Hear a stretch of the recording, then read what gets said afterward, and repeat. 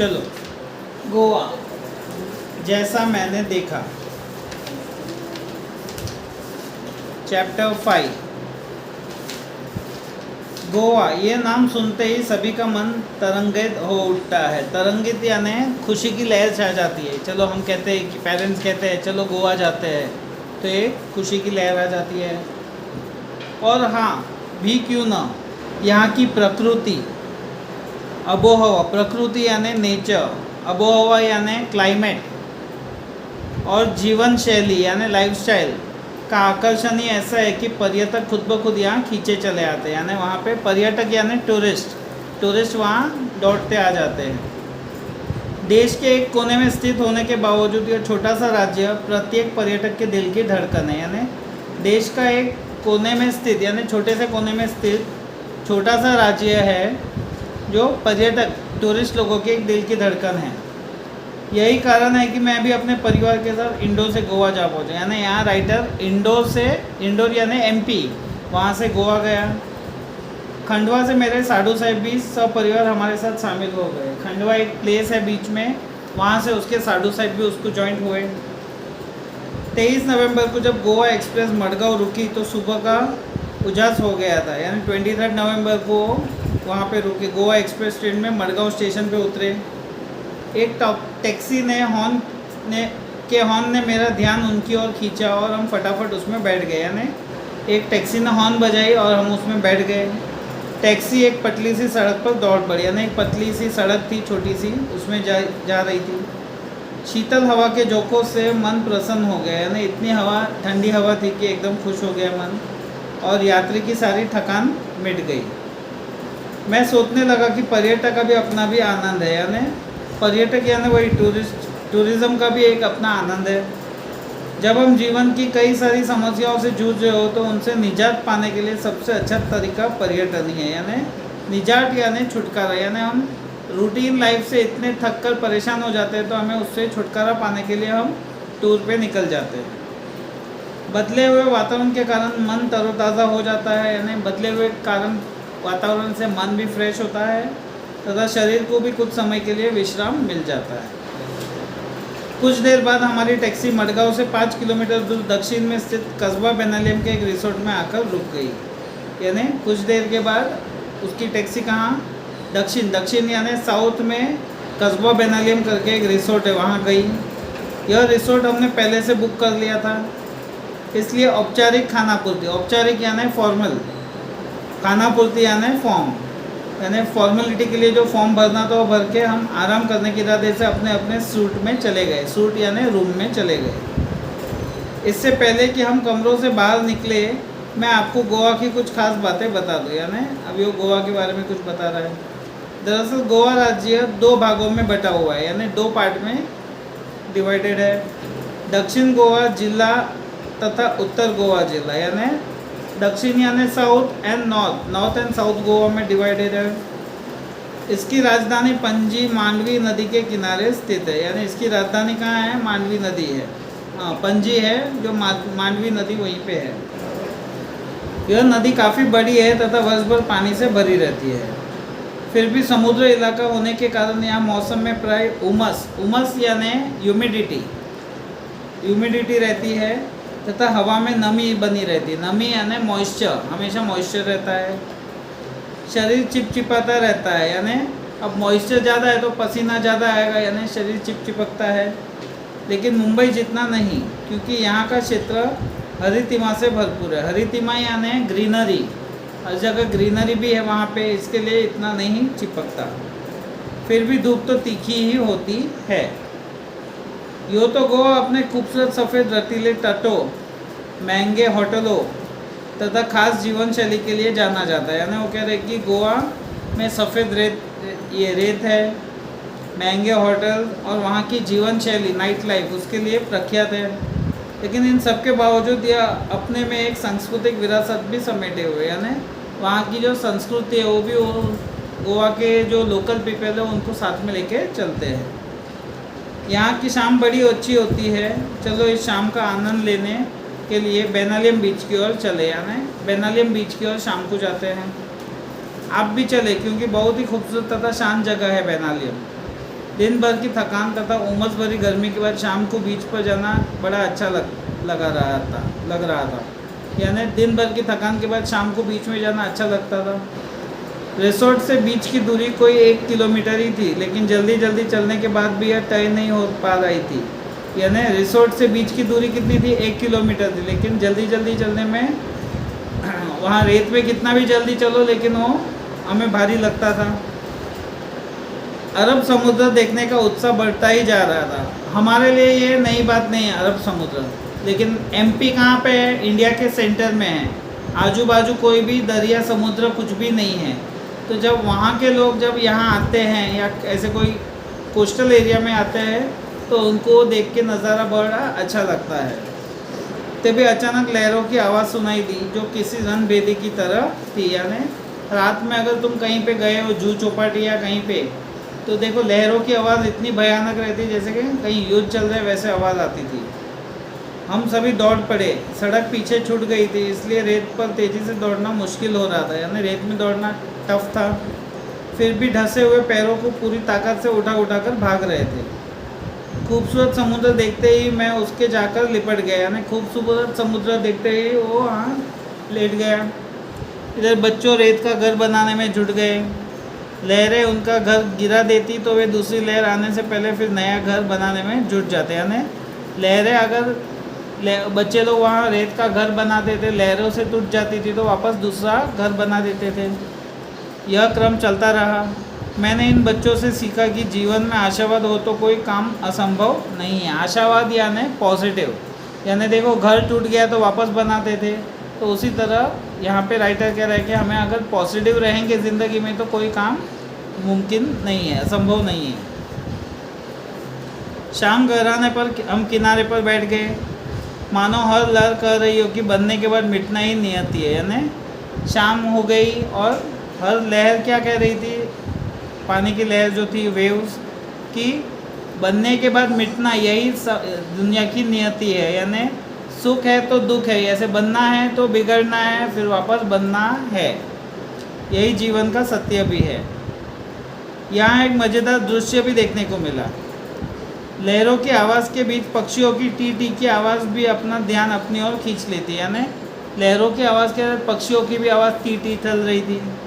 दरअसल ये पक्षी लहरों के साथ बहकर आई मछलियों को शिकार करने के लिए किनारे पर ही मंडराते रहते हैं, लेकिन जब तेज़ हवा के कारण एक ही दिशा में सीधे नहीं उठ पाते तो सुस्ताने के लिए किनारे पर बैठ जाते हैं। यानी लहरों के साथ जो मछलियाँ आती है किनारे पे, वो पकड़ने के लिए वहाँ पक्षी मंडराते लेते हैं। अब वहाँ हवा में उड़ नहीं सकते तो कहीं बैठते हैं तो देखो यहाँ बैठे कुत्तों का इसी बात का इंतज़ार रहता है। मौका मिलते हुए इन पर झपट पड़ते हैं, लेकिन बेचारे कुत्तों को सफलता कम ही मिल पाती है। यानी पक्षी जैसे ही बैठते हैं तो कुत्ते उनके ऊपर झपट मार देते हैं, लेकिन उनको सफलता कम ही मिलती है। पक्षियों का बैठना, कुत्तों का दौड़ना, पक्षियों का टी टी कर उठ जाना, यह दृश्य सैलानियों के लिए अच्छा मनोरंजन करता है। इधर जैसे ही सूर्य देवता ने विदा ली, वैसे ही चंद्रमा की चांदनी ने नहाकर समुद्र का नया ही चेहरा नजर आने लगा। यानी जैसे ही सूर्यदेव ने विदा ली, चंद्रमा आ गए।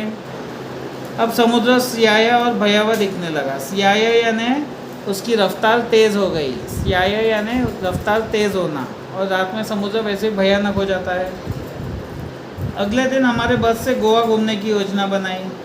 वैसे घूमने फिरने के लिए यहाँ बाइक आदि किराए पर मिल जाती है और उन पर भी घूमने का मज़ा भी आता है, लेकिन बच्चों के कारण हमने बस से जाना मुनासिब समझा। यानी वहाँ पे बाइक भाड़े से मिलती है। गोवा में हर दुकान में बाइक रहती है जो भाड़े से मिलती है घूमने के लिए, तो यहाँ उन्होंने वही कहा है। लेकिन बच्चे भी थे तो इसके लिए वो लोग बस से जाना पसंद किया।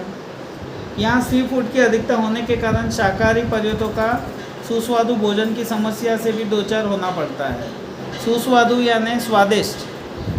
वो कह रहे हैं कि यहाँ पर्यटक को स्वादिष्ट भोजन की समस्या में दो चार यानी जूझना पड़ता है। काफ़ी भटकने के बाद अच्छा भोजन मिल गया तो समझो किस्मत। यानी इधर उधर भटकने के बाद अगर मिल गया तो किस्मत। और जेब भी तो ढीली ही हो ही गई। जेब ढीली होना यानी बहुत खर्च होना।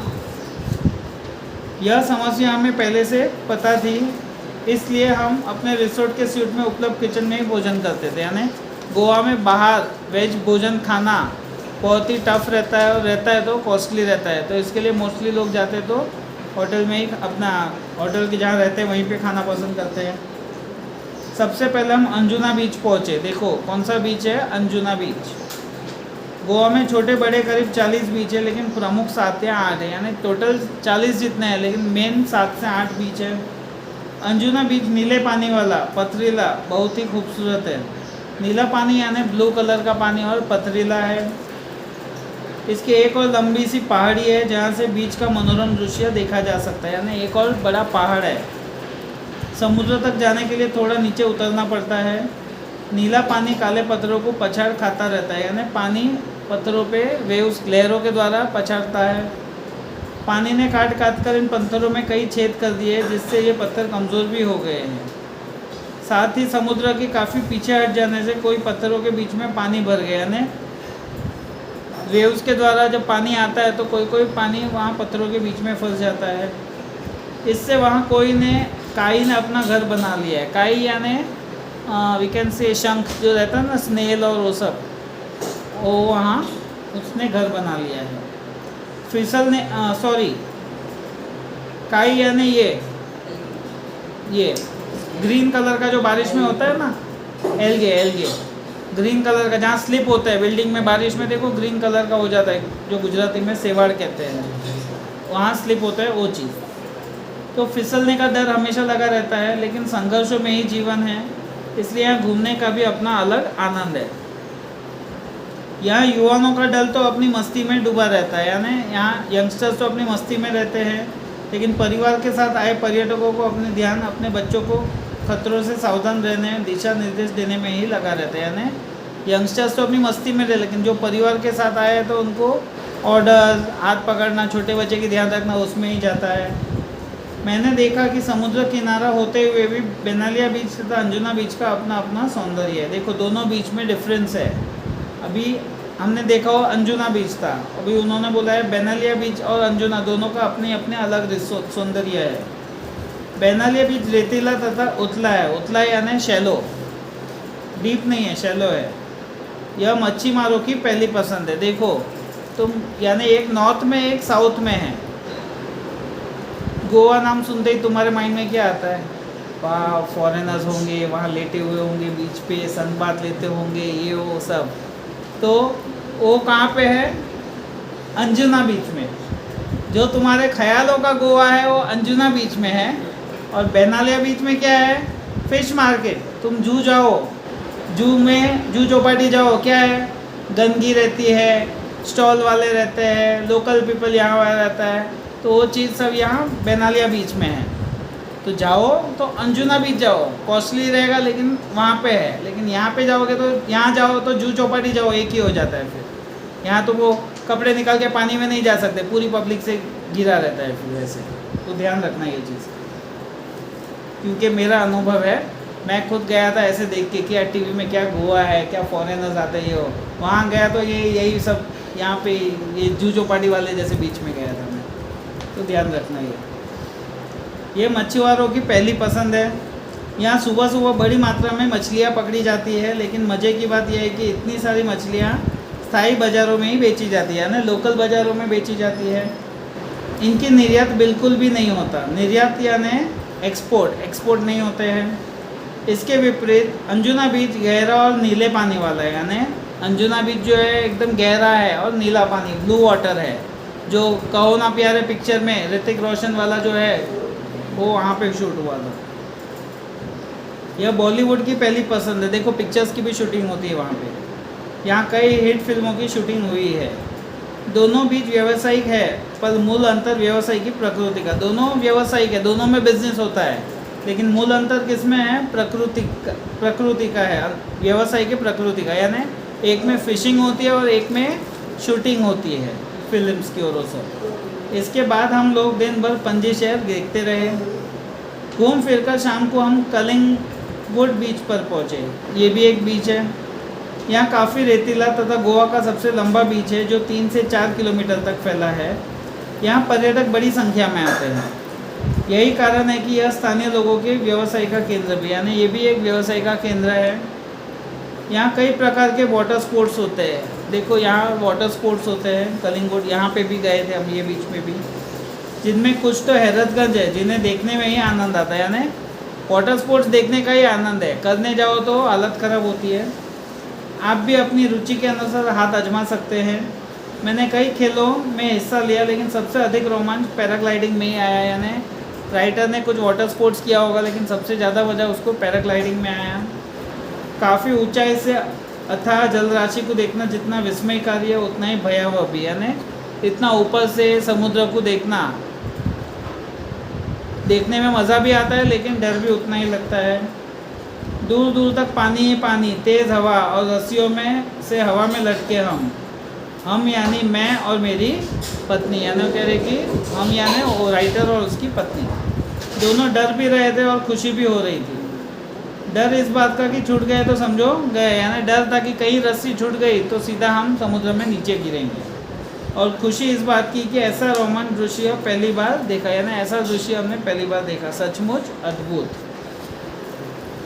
हम यहाँ 4-6 दिन रहे, लेकिन हमारी एक ही दिन चर्चा रही। यानी 4 से 6 दिन रुके थे, लेकिन एक ही रूटीन था।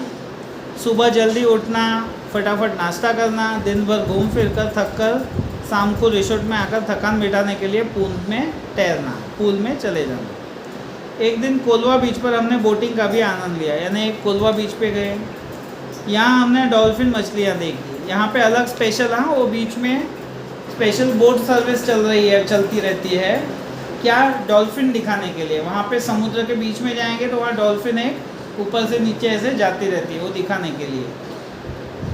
हालांकि ये छोटी थी, पर बच्चों ने अच्छा आनंद लिया। यानी डॉल्फिन छोटी थी, लेकिन मज़ा आया। इस दौरान यहाँ नवरात्रि तथा दशहरा पर्व मनाने का सौभाग्य भी प्राप्त हुआ। यानी यहाँ दशहरा और नवरात्रि का सेलिब्रेशन भी हुआ। उत्तर भारत में जिस तरह हर घर तथा गली मोहल्ले में माँ दुर्गा की घट स्थापना कर तथा लड़कियों द्वारा गरबा का पर्व मनाया जाता है। यानी उत्तर नॉर्थ में जैसे हर घर में दुर्गा माँ का स्थापना करके गरबा और सब खेला जाता है, ऐसा ही यहाँ भी होता है। रावण का पुतला कभी भी नहीं जलाया जाता। देखो वहाँ पे गोवा में रावण को नहीं जलाया जाता कभी। सुबह से लोग अपनी वाहनों की सफाई कर उनकी पूजा करते हैं। शाम को भगवान की एक पालकी मंदिर ले जाई जाती है। यानी शाम को पालकी एक लेके जाते हैं। इसके बाद एक पेड़ विशेष की पत्तियां तोड़कर लोग एक दूसरे को देकर बधाई देते हैं। जैसे यहाँ पे भी देखो, पद्मानगर साइड मोस्टली मैं ट्यूशन लेता था, वहाँ पे जो रहते हैं वो लोग दशहरे के दिनों झाड़ के पत्ते देते कि ये सोना है, सोना करके उसको मानते और एक दूसरे को देते हैं। सबकी अपनी अपनी सांस्कृतिक परंपरा है। इतने कम दिनों में मैं गोवा को पूरा देख समझ तो नहीं पाया, पर इतना ज़रूर समझ गया कि पश्चिमी फैशन और सभ्यता में रचा बचा होने के बावजूद ये भारतीय संस्कृति को पूरी तरह से आत्मसात किए हुए। यानी इतना पूरा वेस्टर्न कल्चर है, पूरा सब कुछ है, लेकिन अपने संस्कृति को वो नहीं भूले। लोकल पीपल ने अपनी संस्कृति को पकड़ के रखा है। पर्यटक फैशन के रंग में कुछ देर के लिए भले ही स्वयं को रंग कर चले जाते हैं। पर्यटक आते हैं अपने वो फैशन के रंग में रंग के चले जाते हैं, लेकिन स्थायी लोग यानी लोकल लोग अपनी सांस्कृतिक परंपरा की उंगली अभी पकड़े हुए हैं। यानी अपने कल्चर्स को, अपनी संस्कृति को वो लोग अभी भी पकड़े हुए हैं।